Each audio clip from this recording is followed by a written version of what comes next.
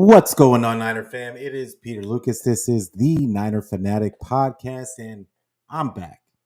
And it's a long time coming. I've really been missing being on my live streams, and a lot of stuff was going on: work, play, kids, marriage, everything. And I finally found a pocket of time to when I can do my show and be here with you guys and talk through this life that is 49er faithful life. So I'm excited about it. I hope you're excited about it. Hope you like the new digs. Redid the entire everything, and I hope you enjoy the new promo. So let's just get into it.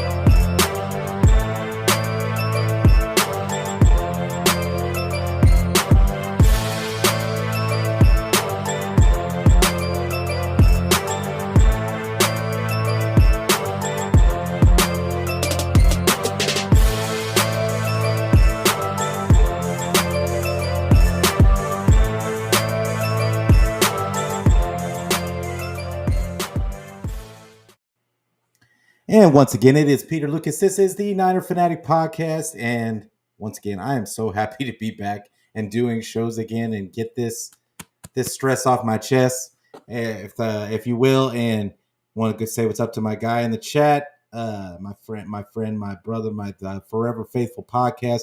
Brandon, appreciate you coming through. It's early in the morning. I know it's early for you, so appreciate you coming through. Don't bother me. Appreciate you coming through, fam. And yeah.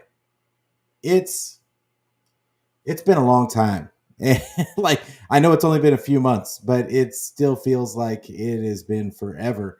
And I'm changing up the show just like a little bit. We're going to talk some NFL as well as 49er football. I'm probably going to add some things in and take some stuff out as we go along. I'm still going to be feeling it out, but let me know in the chat, like, if there's anything you'd like to see on the show. I really want to make this show about the fans and about you guys, especially this is going to be your show on your drive to work, or you're just getting to work and you just don't want to do your job, like whatever the case may be. But I'm excited to be back, and let's get into some NFL news. I know this isn't football, but I want to start with the congratulations to the Thunder. Like it's been a long time. And I know that there's still some NBA franchises that haven't gotten a championship, but the Thunder, I feel like, have been on the precipice for so long, and for them to get through. I know a lot of people are saying if Halliburton didn't get hurt, all that good stuff, but the reality is this: the Thunder won. Get over it. It is what it is. They're champions now. SGA is a phenomenal player, but we're going to get out of there. Forever salute to you, brother. Appreciate you. But let's talk about some stuff that's going on in the NFL. Let's start it off there. And before we get into it, make sure you give it a like. Make sure that you give the video a subscribe. Make sure that you hit the bell so you get the notifications for when I go live. I think that's still working the way it always has. But appreciate any shares you guys can give. Just tell your friends. But let's start off with some NFL news. And I saw today that, actually, I think it just happened this morning. Travis Hunter signs his deal with the Jaguars, and $30 million up front. 4-year rookie contract. Then they're probably gonna extend it. If he does well, then like we all think that he's going to, then he'll probably get his 5th-year option. I know that they're planning on that. But $30 million up front. That's a nice little chunk of change, and I'm sure they had to compete with that NIL money that he was getting. So it's congratulations to Travis Hunter. I think we all think he's going to be really explosive. It just all depends. But we all know it's all about where you end up, where you land, how the coaching. There's so many factors to make you a good player in this league, and it's not just talent alone. So much love, much luck to Travis Hunter. The Ravens over the weekend added Jair Alexander, which I mean they are just adding players. The Ravens are. I mean, if you look at their roster top to bottom, they should be every year. It seems like they should be in the talks for a title, for a ring, and for whatever reason, things happen. And this is the thing: everything looks great on paper at the beginning of the season. Injuries happen, coaching happens, and if the game was played on paper, then there's a lot of teams that would have rings right now that don't. So right now, that roster just I think he was a huge piece to add. And I know that a lot of 49er fans, because this is a 49er podcast, a lot of 49er fans were hoping that the 49ers would go ahead and add Jair Alexander to the 49ers, knowing that the 49ers do have cap space now, but at the same time, they've got their own is as much cap space as they have right now. They still have to keep an eye on it because there's other players that they're gonna have to re-sign and they're gonna have to pay for. It just is what it is. The 49ers, as much as cap space as it shows that they have currently, it's not. It's a lot of funny money. So I would say that we all just need to just breathe. The 49ers honestly don't really. I mean, yes, they did pay for Shavarius Ward, but he wasn't the top free agent that season coming out. And the 49ers value the fits for their roster more than just good players. Like, there's a lot of good players they pass on just because they technically, as far as they're concerned, not fits for their locker room. So who knows why the 49ers didn't push harder. They were in the news. It was rumored that they were looking into it, but we've all seen this team when they get aggressive and they're just going to go out and make it happen. And that tells me that they weren't that interested. So the Seahawks, they exercised their option on Charles Cross and I don't really know how to feel about that. I mean, he's a good player.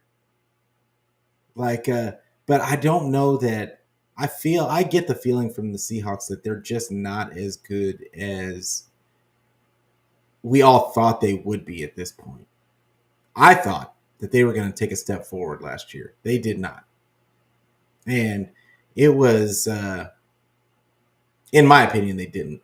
And it was, for their offensive line, they just, I thought that they had their bookends for the future, but the right tackle on the other side, and I'm completely blanking on his name right now, but the right tackle on the other side, he can't stay healthy. Charles Cross is okay. He's okay. He's solid. So I mean, I guess you find a solid left tackle in this league, you want to lock him down. But I mean, they exercised the 5th-year option. Is that news? I don't know that it is. That doesn't really mean anything. It means he was good enough to take a 5th year and see if he takes a jump forward this year. So we'll see. We'll see what happens with that.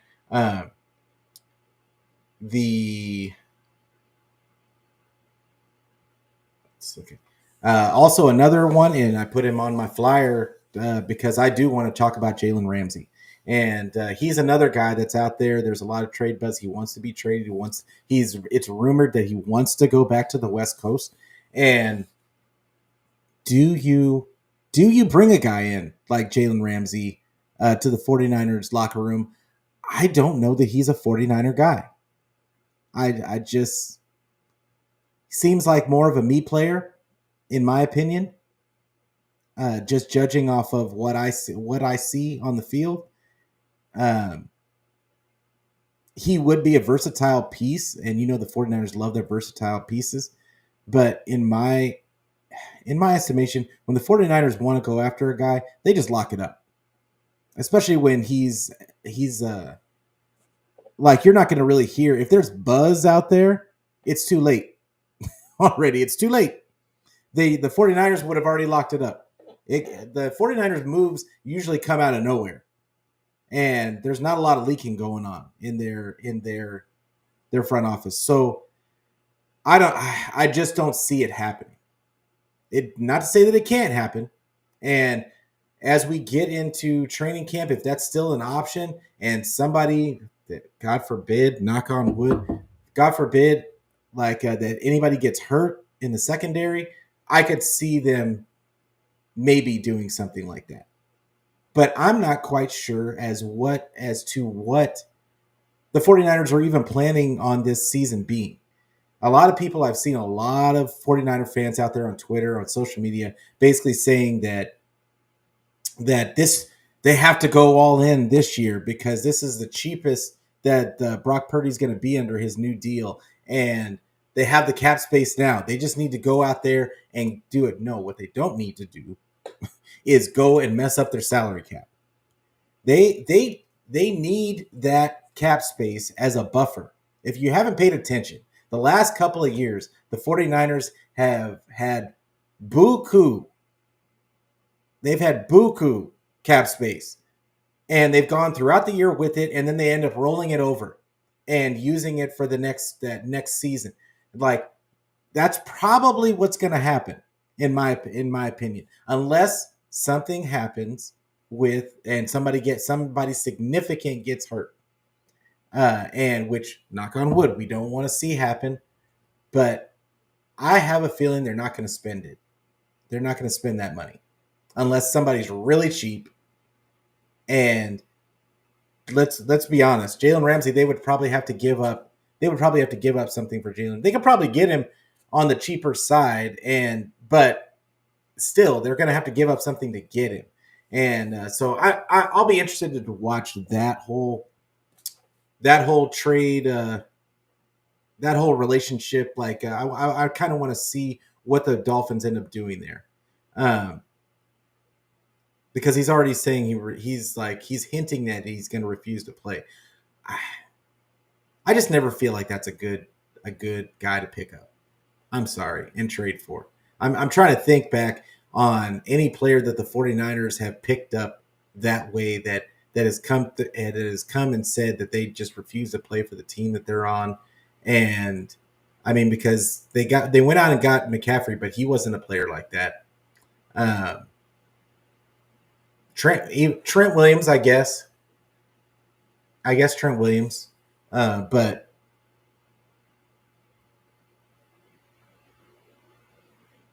I want to get to some guys in the chat. There's a bunch of people in the chat. Appreciate you guys for coming through.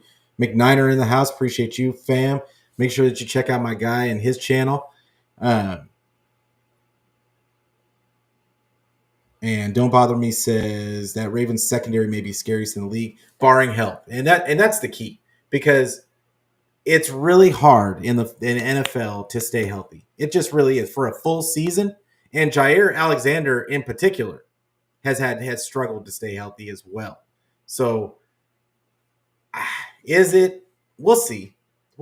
Like, I think that they have bigger issues on their defense than their secondary. Like, I felt like they had pretty solid corners to begin with. I feel like it's more their scheme that not that they don't get sacks, not that they don't get interception, like, but a lot of their stuff is kind of scheme driven, and them moving that strong safety around.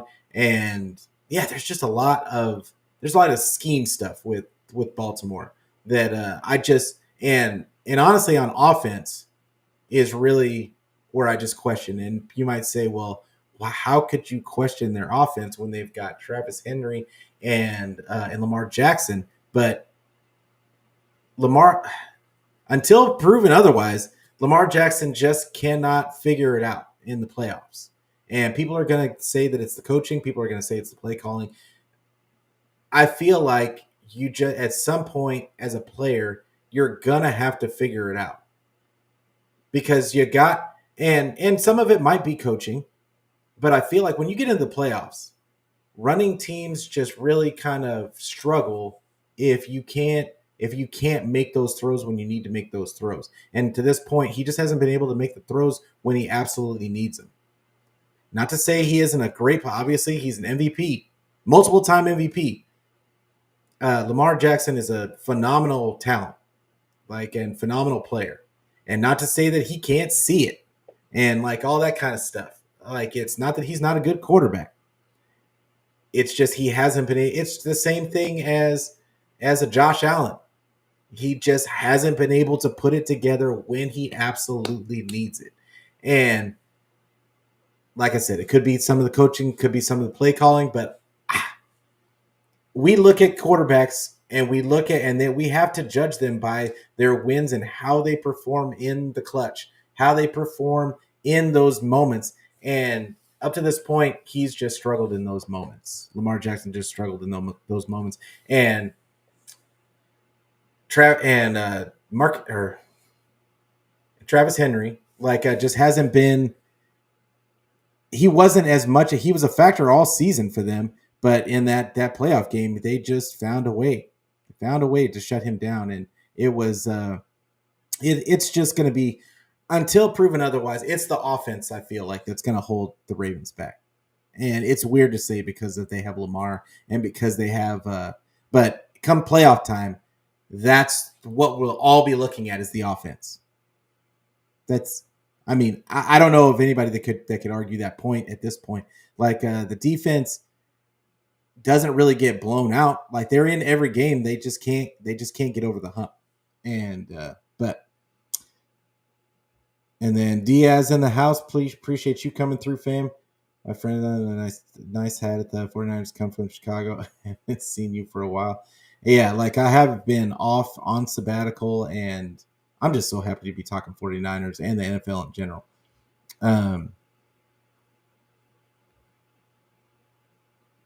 You think the 49ers pursue Rams, or do we come to? Yeah, I just talked about that. I'm not I don't think that they do.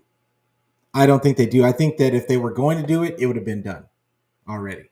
And barring injury to somebody in training camp or something like what happened with Nick, I just don't see them spending a lot of capital on getting, and not to say that it would cost a ton, because Ramsey is getting up there in years. Whoever they get him from is going to have to take a hit, financially, and they're going to be paying that guaranteed money probably. So would it necessarily cost them a ton? I don't know, but I think that right now they're bidding against other teams that have a need there. And I don't know that the 49ers have a need at that position. So Derrick Henry. Why did I call him Travis Henry? That's my bad. That's my bad. But yeah, Derrick Henry. I'm old, okay? And Travis Henry used to be a running back as well, and it just I don't know why his name popped up in my head. But yeah. So back to, let's see, any other NFL news we want to talk to. Justin Simmons still out there as a safety. And the reason why I bring him up is because he's been linked to the 49ers as well. I would like to see a guy like Justin Simmons on this team, because right now I'm looking at the safety room and we don't know what's going to happen with Malik Mustafa. We don't know what's going to happen there. But I've been saying for over a year that I don't believe Jair Alexander. I said it when they drafted him. I thought that first time back in a while, guys. But who am I talking about? Let's just bring it up.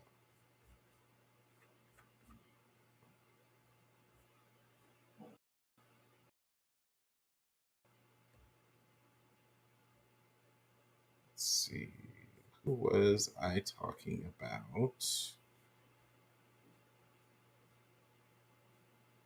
My dog's going crazy out there. Jair Brown. So when we talk about Jair Brown, when they drafted him, I technically didn't. I wasn't in my shadow draft, and you can go back on Twitter and see who I picked on my shadow draft. But I selected at the time Jordan Battle as the safety at the safety spot there, and and he can't even get on the field for the Bengals. But that might happen this season. I think he's going to get a little bit more playing time. But Jair Brown was the pick, and I wasn't mad at the pick, but at the same time, I just felt like he was a strong safety. And that's what he's really is. He's a strong safety. He doesn't have the speed to go to that to be that single high, and he just can't get there when he needs to get there. And it's really obvious if anybody gets behind the 49ers secondary, nobody's catching. They don't have they in the past they haven't had enough speed. Let's be real. Demo's not a burner. Demo's not a burner. If you go down the list, they don't have a ton of speed demons. Now, in this draft, they brought in some speed. I like the Upton pick. I like a few of the guys that they Sigler. I like the pick. However, these are rookies, and we cannot trust that all these guys are just going to automatically start. That's just not going to happen. So that's why I would like to see a Justin Simmons brought in. I wanted to see him brought in last year because I felt like the 49ers, and I spoke about that on my podcast last year, is I felt like the 49ers didn't have that single high, a guy that could get from sideline to sideline. And Justin Simmons, I believe, still is that guy, even though he's getting up there in years now. I do think that he's faster than the guys that we got. And so while I would like to see Jair turn it around, I just don't think he's going to have an opportunity to do that because he's a strong safety. Everybody that we had on the squad was a strong safety. And you've got a Pinnock that they brought in who has some speed and who Robert Saleh is used to dealing with. And then you have another they brought another guy in. Mahoney's back, who I liked Mahoney last year. I thought that, and he made it out. He ended up coming back on the practice squad, but I liked him, and he ended up not making the team. But I thought he had some potential, so I'll be keeping an eye on him. Richie Grant's is also in the mix, but he's more of a strong safety as well. So it'll be, and then Odom is still around, but Marcus Sigler is, I'm sure that they're hoping that he shows some significant. He has some epiphany, and like it just happens, like that he's just great coming out of the box, but. The reality of that is that the odds are kind of slim. I mean, he's a rookie. So, but we shall see. I would like to see bring in Justin Simmons, though. So we'll keep an eye on that. Oh, I love this question. Don't Bother Me says, what are your thoughts on the Cleveland QB room? I mean, I think that Cleveland can't get out of their own way. I think that they should have stayed away from Sanders when they saw him falling the way we all thought that the kid has a ton of talent. But when he fell like he did in the draft, you as the Cleveland Browns don't need to be touching that with a 10-foot pole. And I get what you're probably thinking about value. But when that many teams are out on you, especially as a quarterback, which every team needs, and there's a ton of teams out there that need a quarterback, like it's really weird.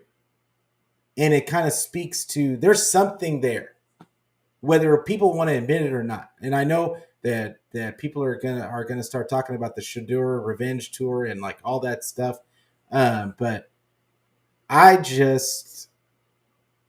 err on the side of there's got to be, we don't know everything, and the teams all the teams aren't going to put out there exactly why they passed on Shedeur, but it's weird.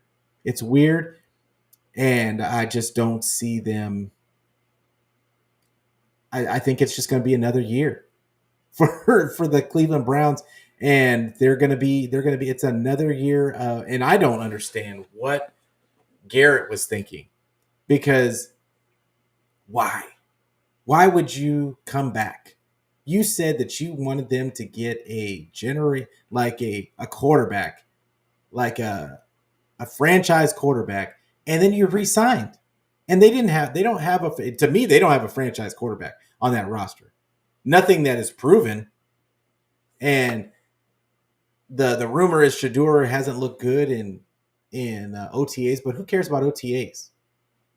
Who cares about and honestly, nobody's really gonna. It's not even gonna say anything to be in training camp. We're not going to know until we see him on the field, and I'm sure he's gonna get an opportunity, like to kind of prove himself, and like just in preseason. But even preseason, it's not gonna be real. It's gonna be a lot of vanilla.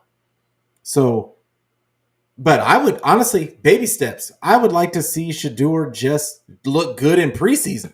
If he can look good in preseason, that's at least a step forward. At least you could be serviceable. If you could just be serviceable right now, like that would be a huge step for Cleveland, in my opinion. So we'll see. We'll see. But what else we got going?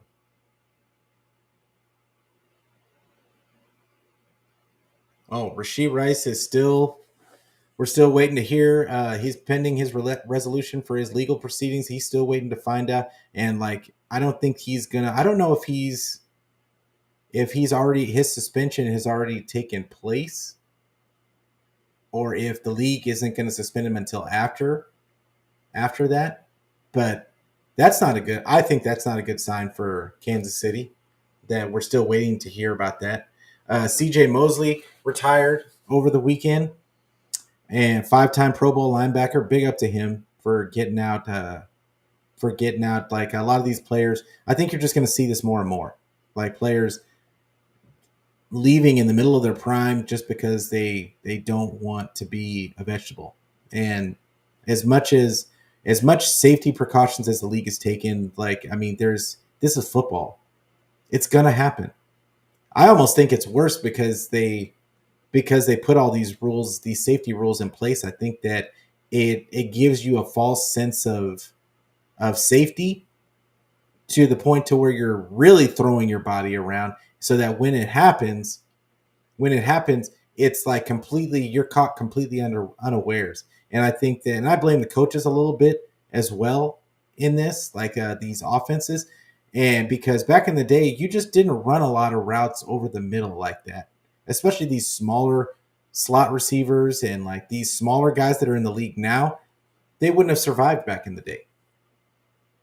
And you just didn't run plays like that for guys. And quarterbacks would not throw those balls because you're going to get your guy killed. And nowadays, you just see it happen more and more. Uh, and I know that the numbers show that it's down from that time frame, but in my opinion, the average length of a career is lower in nowadays than it was then. I just think that it's guys were able to navigate their career a lot better back then. And today it's kind of the rules change like almost every year, and there's always something. So, but big up to CJ Mosley. And now let's get into some Niner news now. Um, but if you guys got any more questions about the NFL, just put them in the chat. And all right, 49ers. So the 49ers, training camp coming up mid-July. Excited to, it's always exciting to hear like who's looking good in training camp. There's just so many new faces. And I haven't been around to talk about like the loss of Dre Greenlaw. I haven't been around to talk about the losses that the 49ers have had the Jordan Masons and like those guys. I hate to lose Jordan Mason, but at the same time, I think that they actually might have a more well-rounded room now than they did last year. And the running back that they got, what is,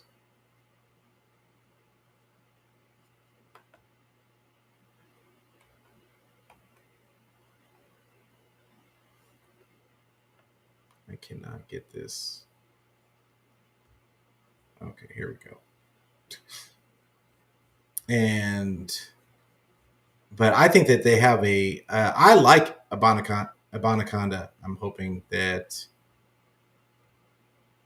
I was hoping that he got some run last season. And who else they got? They've got right now. They got Abanaconda. Garendo is coming into his second year. I'm hoping that he takes a step forward. We saw some really nice flashes. And I don't want to say I told you so, but I liked Garendo, and I was happy he was a part of my shadow draft last year. I thought that there was a lot of people that were iffy about him and that he wouldn't be able to pick up the offense, but I think he was solid for a first year guy. And then you got Jordan James, who I'm high on him, and I think that with Garendo and Jordan James on the spot, and everybody's making something about Corey Kiner, but the reality is I don't know. I don't. He's just he's a slow to me. He's a slower Jordan James, and but he's a bigger guy. So no, he's the same size as Jordan James. So it's but yeah, he's a slower Jordan James. But Jordan James is more explosive in my opinion, and better ball carrier, like better vision. But Abanaconda, I think that I want to see him more. I think he has a lot of juice and he has more size than those other two guys we were just talking about. Garendo has the most size out of all of them.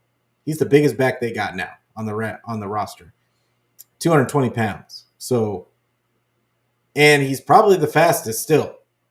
If he can just get the vision together, and get his play speed, his footwork, all that together. I mean, a lot of running backs could say that, but I feel like that Jordan James is going to be a really big addition, and on any other team, I should say he would be a bigger addition on any other team. I think that the 49ers are still, and I think that Kyle in particular is still going to run Christian McCaffrey into the ground. I would be shocked if any of those running backs got any significant run unless McCaffrey's hurt. And I don't want to make. I want to be excited. I want to be excited about some of these players that they brought in because I do see the talent. But it's kind of weird. It's just Kyle is always going to be a weirdo when it comes to this kind of stuff, and just kind of failing to get those guys in early and often and involving them. They've got a couple of guys that I'd like to see involved more often. At least we got a chance to see Spencer Burford at tackle in OTAs. That shows growth, because Kyle just refused to do it prior. I'd like to see Connor Colby and see what he looks like. Ben Barch played solid last season, but he couldn't stay healthy. Andre Dillard, he journeyman. But let me just say this about the offensive line real quick, because I don't want to be negative. Oh, I got to say what's up to my guy before I get into it. Tommy Huxley in the house. Appreciate you coming through, fam. And Alston, Ty, appreciate you coming through, fam. What up? And he says, no, please rest CMC. We have so many. We do. But have you met Kyle? Let me introduce you to Kyle Shanahan. This guy does not He's got to be the weirdest coach in the league. Like the weirdest coach. I've never seen a coach that coaches like he does and is just hold talent back as much as he does. And it is about the scheme and not about the player. Doesn't take advantage of player explosiveness. Doesn't take advantage of the player's skill set. Doesn't a lot of coaches coach around the players and their strengths. Kyle makes you fit into his box. And you have to fit into his box. If you don't fit into his box, you can't see field time. You're not going to get reps. And up to this point, it has been a boom or bust. It has been a boom or bust career as the 49er head coach for the 49ers. Either we look really good or it looks like a train wreck, which is par for the course because Kyle's offense is boom or bust. I mean, it's directly reflecting Kyle's offense. And when the offense is looking good and everybody's hitting their marks, everybody's running the offense like it should be run, it looks like a work of art. Chef's kiss. When it doesn't just look like, it doesn't look like it's just that, they didn't make a couple of plays. No, it's a train wreck. It's a train wreck, and it looks so bad. They look so bad as a team when the offense isn't running well, they're not doing well. It's really weird. So, Tommy, you're preaching to the choir. I've been saying this for years. Is that for at least the last couple of years, they went away from just running the ball. And and it's really since CMC got there, because as many times as CMC gets touches, how much is that manufactured in the passing game? And he's not the biggest of guys. How much is CMC? How much does he weigh? Where did he go? Oh, he's 210. He's got to be the lightest looking 210 I've ever seen. But he's not going to be a power back, and he's not going to be a speed back. He's just good.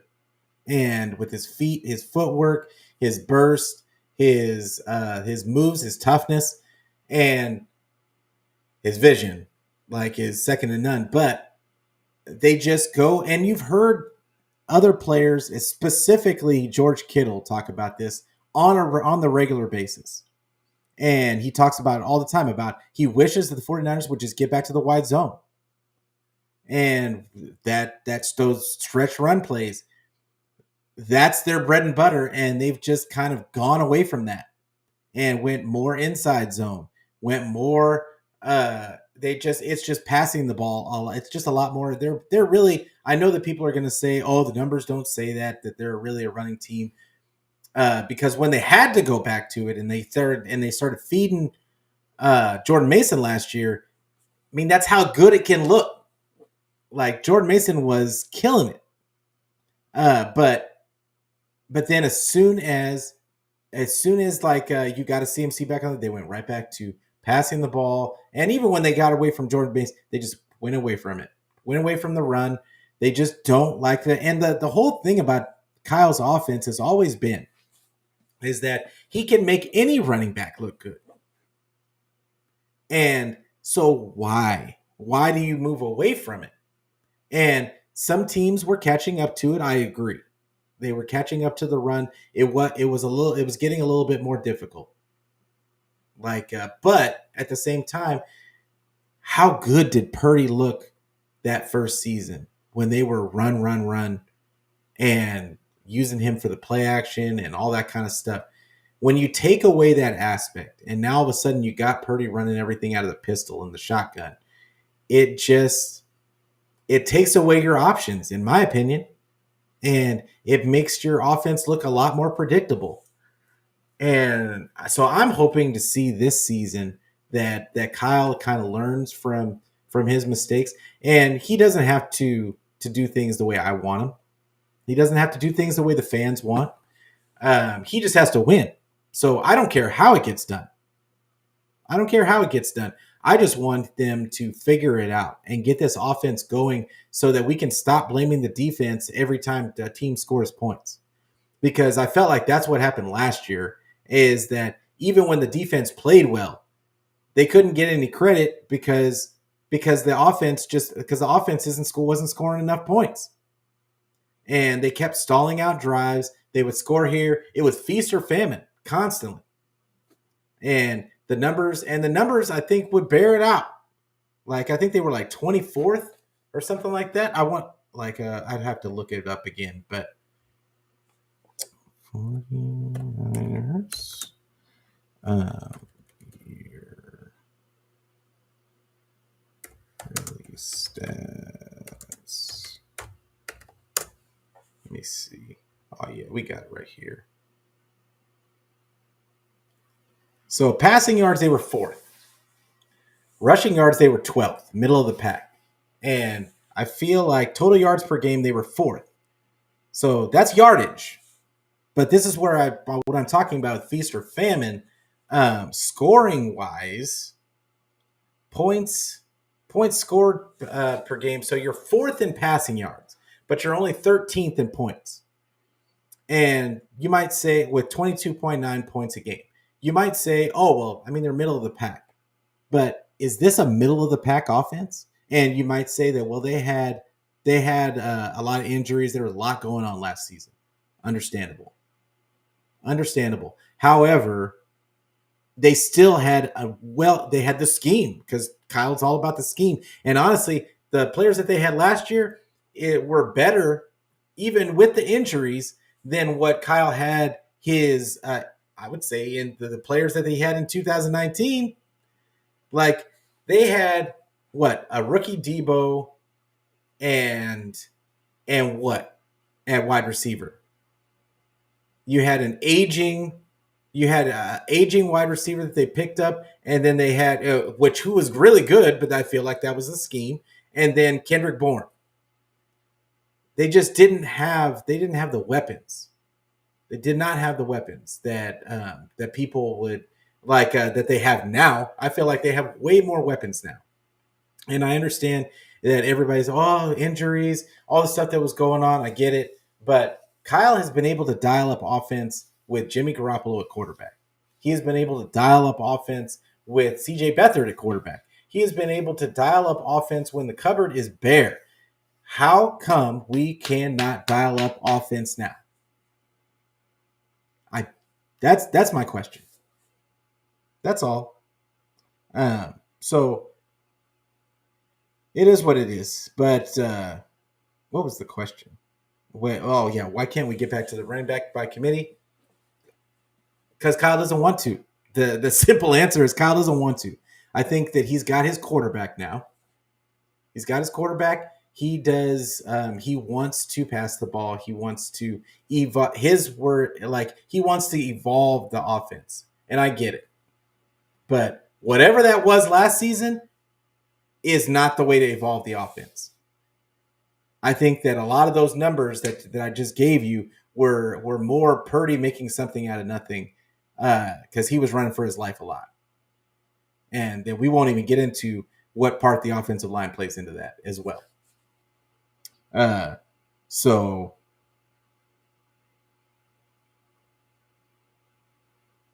Ty says Kyle likes to give the ball to the hot hand. Seems he always has the hot hand.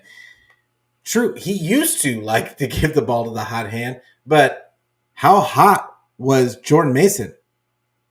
And yes, he got hurt, but how hot was Jordan Mason at the time? And when he got healthy again, he wasn't allowed to even get his hands warm. Like once CMC came back for that little bit of time, it was CMC, and that's kind of my point. That's all.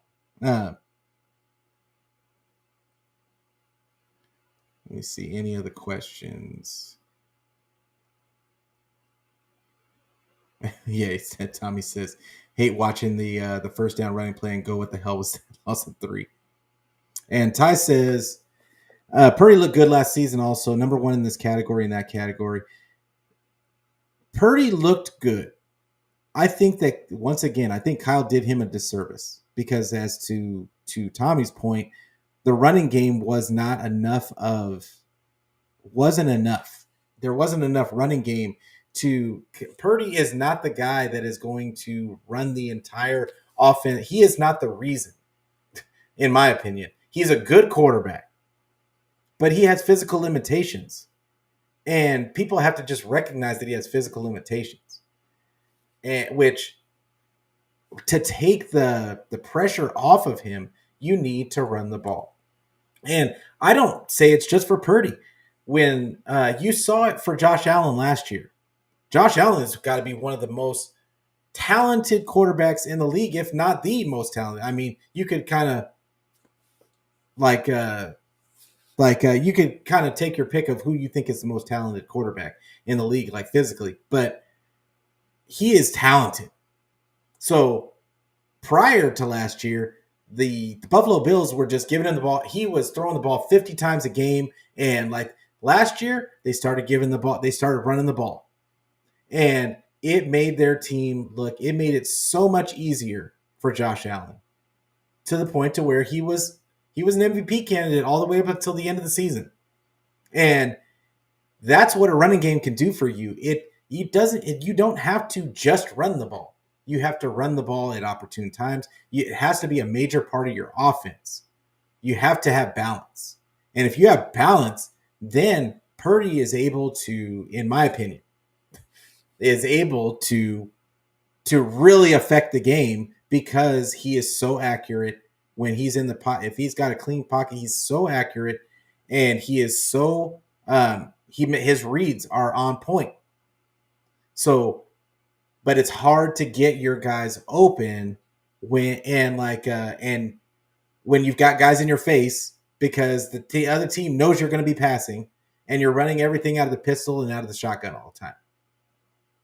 When you know what's coming, then a guy like Purdy is going to start. Even though he's quick, he's not fast, and he's not big, so he's going to end up getting hurt if you constantly has to run for his life. So I like Purdy.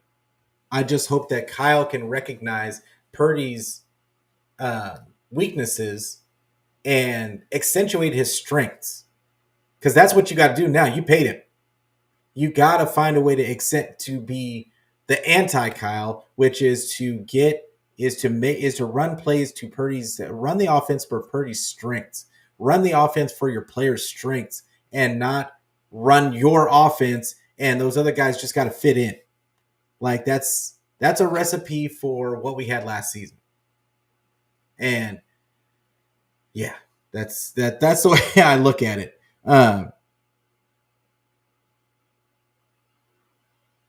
And Ty said, Ty agrees with me. Play him in the defense happened the last 2 seasons. The offense scoring TDs was atrocious last season. I mean, their red zone. Do they have a number for red zone? Rushing time of possession. They have time of possession, but not reds. They don't have the red zone numbers. I'm not going to look them up. But yeah, they were atrocious in the red zone. So it's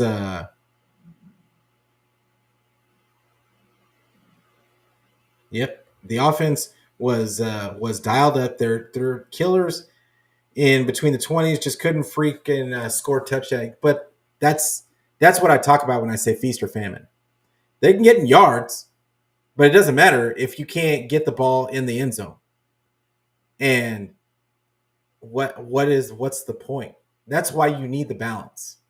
You need the balance, because the balance is what's going to get you, is going to keep the defense off balance in the red zone. So, and I definitely wanted to talk about this. I'm hoping the Debo trade opens up Kyle's playbook versus force feeding players. I definitely want to talk about that. today, because this is something as soon as I saw the Debo trade, and I wasn't doing my show at that point, but as soon as I saw it, I was just like, okay. Now, with that being said, it makes you question, and I'm not going to get all into the front office side of that, because it makes you question what they were doing, what they were thinking. Obviously, the trade was a pivot. They thought Debo was going to be there, but if they had been paying attention, what everyone was saying was how you could restructure Debo at the time, and which just made it harder for you to trade. And now you had to take a bigger hit. They could have came away unscathed if they don't re-up him the previous year, or if they not re-up him is not the word. If they didn't restructure him the year prior, the offseason prior, they could have gotten away from the Debo contract unscathed. But now here we are. Now they're gonna have to take that hit, and I'm sure they're gonna. And I think it's gonna get stretched out over 2 years. But still, regardless, you got to take the hit. But I do agree that I feel like it should open up the offense. But who knows? Because this is the thing, Kyle. And I don't want to be negative about Kyle, but it's just a guessing game. We're all going to be in a guessing game. We're going to be talking about what we think should happen and what we think will happen. And then Kyle's going to pivot and go in a completely different direction. And we're going to be like, why is he doing this? And it might work. It might not. But Kyle goes against norms. The 49ers themselves, their front office, all the way front office down to the coaching, all goes against norms. They don't pick the players that everyone thinks that they should in the draft. They don't get the free agents that everybody thinks they should. And then they don't call plays the way that people think that they should, and including myself at times. And what leaves themselves open to criticism is the fact that when they're good, they're getting to a Super Bowl or an NFC championship at the very least. When they're not good, they don't even make the playoffs. And there's no in between. There's no in between. It's feast or famine. And so how do you get to a point? How does Kyle get to a point to where he can just build the offense around the players that you got? Just build it around the players. And I don't know that he's ever going to do that. So I think that people are still going to be frustrated with Kyle if the offense doesn't look good. But I think that we're going to see, and the thing is we're not going to see it for the first, I want to say, 2 or 3 games, because every season the 49ers start off slow, because Kyle inevitably always wants to try something out in the beginning of the season. And then when it doesn't work, he usually goes back to what works. Except last year, he didn't do it. He was trying something new, and he just stuck with it the whole season. And I think there was 1 or 2 games where he went away from it and went to his old way of calling the game, and they won. In fact, they blew the team out, and I can't remember which game it was, but Kyle Kyle wants to be an innovator, and he thinks that he's the smartest guy in the room at all times. And so it's going to be interesting to see how this playbook looks without Debo. Because,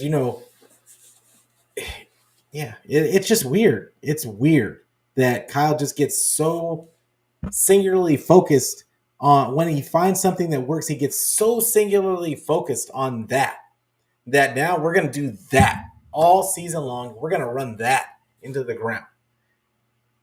So yeah, we'll see. We'll see what happens without Debo, because you got Ayuk, you got Kittle. It's criminal. It's criminal that Ayuk and Kittle and CMC is going to get the ball regardless. But now you've got Pearsall, who's your first round pick. But I don't think Kyle cares. if he's a first-round pick. He didn't care about Ayuk being a first-round pick. And you got Pearsall. You got these other players that should be involved. You got a Jacob Cowing. We're hoping to see more out of Jacob Cowing. There's just other players on this team that can produce. So we'd love to see them get involved. But Ty says, according to 49ers Twitter, Brock has no limitations. He's God with small hands. You bring up a great point as far as I love Brock. Like like I said, feast or famine. When the offense is humming, Brock looks phenomenal. And I like Brock. But at the same time, and I said this last year, and this might be negative, so I'm preparing you for it now, but he's never going to play good in bad weather. Ever. I mean, it's not, we haven't seen it once. So, and in the he's been here 3 seasons, right? Yeah, 3 seasons. So we haven't seen it once. And so what are you going to do? Because guess what happens in time for the playoffs? Bad weather. Bad weather that's the time that we're going to have the worst weather of the year is during playoff time. And you're going to end up playing some team outdoors. It's going to be bad weather at some point. So in those games when you absolutely need it, we're all going to be looking at Brock and whether he's wearing a glove, whatever the case is, but we're all going to be looking at him. And so he absolutely has limitations. And we have to look at Brock. Brock, this is a comment from Brock, okay? He said that he did not even see guys when they were open, and he would just throw to spots at times, okay?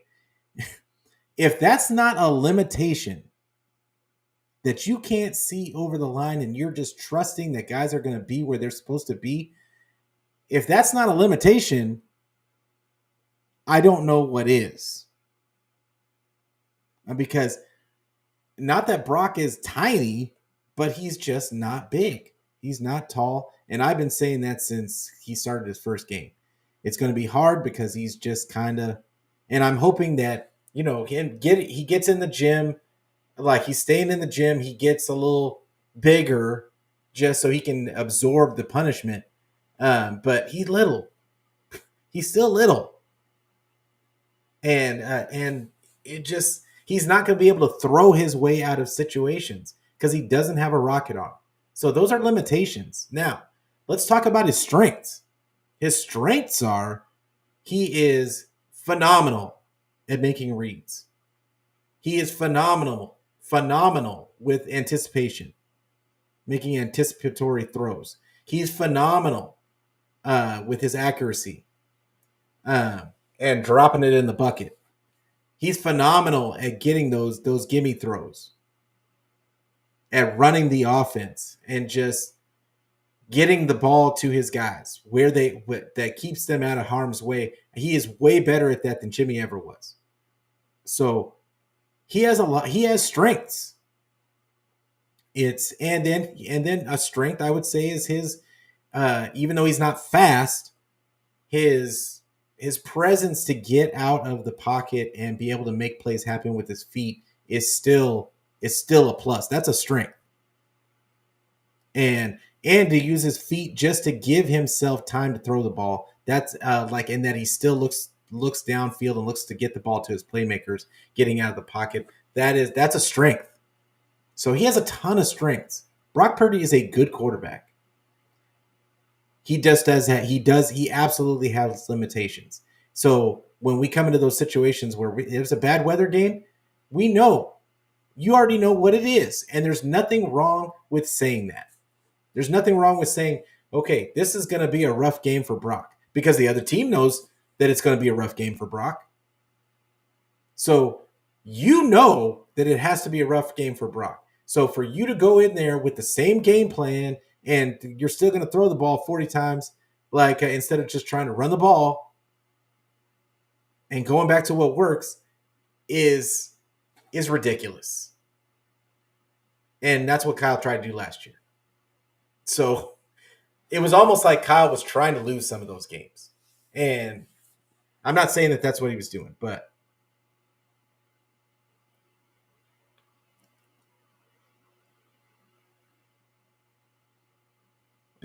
Ty said Brock always throws the spots. We all can see this. It happened a lot. And when the pass is incomplete, people automatically blame the wide receiver. Sometimes it is the wide receiver because they didn't run the right route. But that's the point, is that Brock is thrown to the spot. And it's up to the wide receiver to be in the right spot. Which, not having Debo on the team, I feel like is going to help in that situation. Because we all know Debo did not run routes like that. Not that he was a terrible route runner, but he did not run routes like that. And not only did he not run routes like that, he didn't block. He was just iffy on his effort level when it wasn't going to him. And so I think from that standpoint, it's going to help the 49ers. I just worry about what is Kyle gonna call now, but because now we don't know what Kyle's gonna call. But I was already ready for Debo to leave. I don't know about a lot of you, but I was just ready for Debo to leave. I felt like the antics on the sideline. I felt like he's a captain, and I felt like he was supposed to be a leader on the squad, and I felt like he wasn't a leader. And I'm not in their locker room, but if he is your leader, because I'm none of them would throw him under the bus like that. But if he is your leader, that's not what I want out of a leader. Out of a leader, I need my leader to show and prove. I need my leader to be pushed, to be a coach on the field. I need to be my leader to say, okay, I'm going to be here for you. You need to be, just give me the ball. I need you to lead by example. It's called shadow of a leader. You can't sit there and call yourself a leader, and then you can't do the things that you're talking about. So you can't be a leader on the squad and you're not running the right routes. You can't be a leader on the squad and you're not blocking, like Kyle says that all the wide receivers need to block. So I don't hate Debo. I don't hate Debo. I think Debo is a tremendous talent. He was a tremendous talent for the 49ers, and I appreciate all of especially, what was that, 2021? We absolutely appreciate Debo for what he gave the 49ers. At the same time, we wish that he would have developed his skill set from 2021, and he just never did. If anybody can point to anything that Debo developed, but it'd be news to me. All we saw with every offseason, we saw the same workout videos and the same tweets about Debo MVP season incoming. Debo going to turn it around this season. That's what everybody said last year, right? And more of the same. So, is what it is. All right, we're about to get out of here. It's been over an hour. Man, I got more stuff that I want to talk about, but I'm trying to keep it to a minimum. I appreciate everybody for coming out, and I'm so happy to be back. I can't tell you guys enough how much. And I had a lot of people reach out to me when I kind of went on my little sabbatical to make sure that I wasn't going through some stuff. I assure everyone, I was not going through anything. The reality is work was crazy. Got to spend time with the family. I've got 3 kids, and and doing all the things for the kids, spending time with the family, and my work is my priority. And I love the 49ers. I love doing my show, and I'm so happy to be back. I love all of you guys for showing me that love, um, and checking up on me. I appreciate all of it. So I just wanted to say that. And uh, thank you guys for coming through. And hopefully make sure you guys give me some feedback for the new logo. I got a new logo. I don't even know if anybody noticed. New logo, new intro. About to show you the new outro. And yeah, please give me feedback on the show. Tell me about things that you guys want to hear. Do you like hearing about the rest of the NFL? Do you like talking, or do you just want to hear about the 49ers? Uh, I'm all about, this show is all about the people, and that's really all I care about. Like, it's for us to talk through this 49er team and what's possible, what we should be seeing, what could happen. So yeah, I'm gonna get out of here because now I gotta get ready to go pick up the kids. But you guys have a great rest of your week. Uh, I will see you next Monday. And and you know what? Before I get out of here, I want to big up Beto and Brandon, and because like I had to tell him, like, I'm only going to be doing one show a week, so this is the show that I'm going to be doing. So this is where if you want to find me, this is where you're going to find me. But I appreciate the both of them. They're always going to be my boys. Uh, I appreciate them for the opportunity to be on our show, the Niner Boys, and it did so much. It taught me so much, and I learned like so much about this game from Beto and Brandon, like both. So I appreciate them. I just want to make sure that I got that out there. And but you guys have a great rest of your week. I will see you next Monday. And as always, go Niners.